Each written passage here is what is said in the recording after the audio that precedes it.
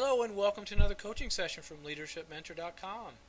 In our session today I want to share with you some thoughts about delegation and specifically go through what are the benefits of delegation and introduce to you a concept of different levels of delegation. So we're going to talk about 5 levels of delegation or levels of authority that we should be using or aware of at least as a new leader. So the benefits of delegation, well, first of all, we get more done through others. That's really the essence of why we're in our position, and that is to direct the activities and the efforts of the people on our team.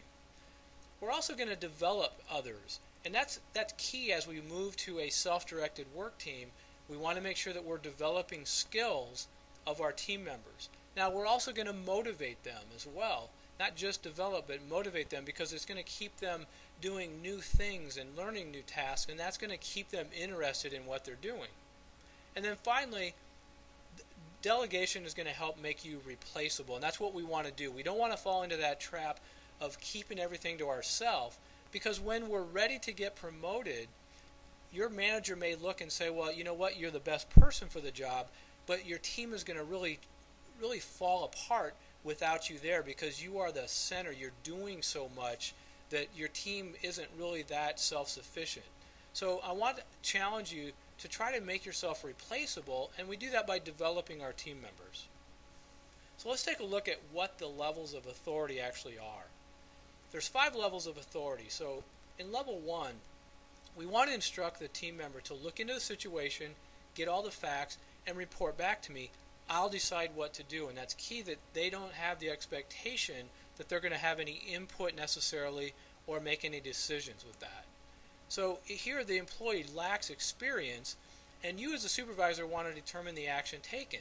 The employee is expecting to report back and not take any action. Now in level 2, we're going to instruct the team member to look into and evaluate what needs to be done. Come up with a list of pros and cons, and then simply make a recommendation on the action that you suggest. So here the employee lacks experience, but they show a desire to take on more responsibility and really to learn. And the key here is it's a great opportunity for us to coach and to provide feedback and teach our team members how to make good decisions.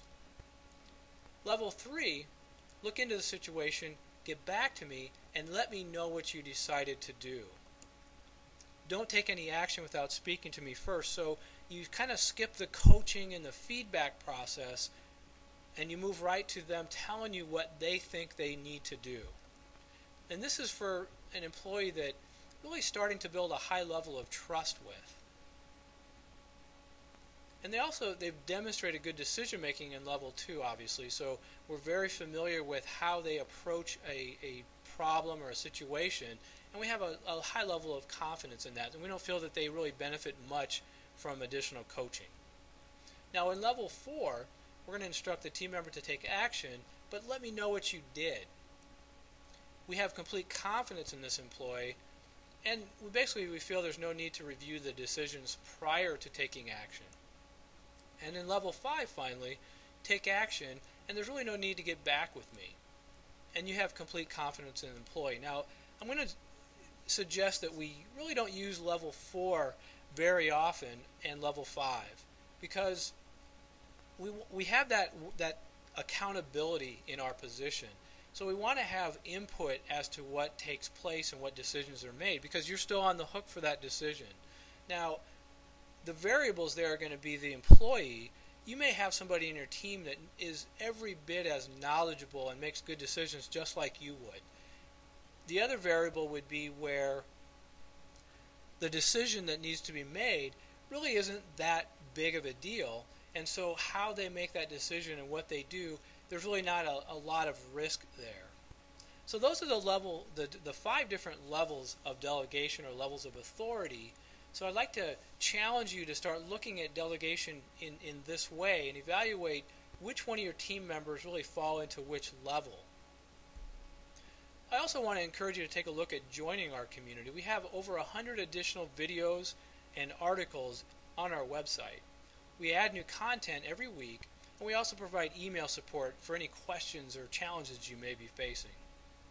Now I want to encourage you to take a look at the video below, because the next video is going to share with you really a very phenomenal opportunity for you to enter our 14-week coaching program. Now this is included in our community, so above and beyond the content that I just described, you're going to get 14 weeks of coaching that goes into more detail, and it's very sequential to help build a great foundation as a new leader. So take a look at the next video.